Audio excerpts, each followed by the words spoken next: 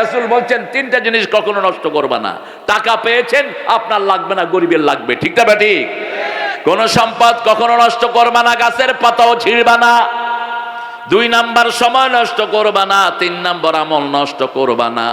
শিরক আছে যেখানে আমল নষ্ট সেখানে। শিরক কালো পিঁপড়া কালো পাথরের উপর, কালো রাত্র যেমন দেখা যায় না তেমনি শরীরে শিরক ঢুকে।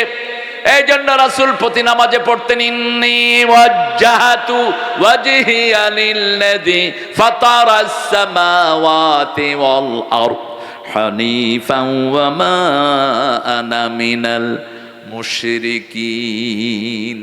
আমি আমার মুখ ফিরিয়ে দিচ্ছি ওই মুখের দিকে যিনি আকাশ জমিন বানিয়েছেন। আকাশের সূর্য তারা আমার রব নয়, জমিনের তুলসী গাছ গরু আমার রব নয়, শাম আমার রব নয়।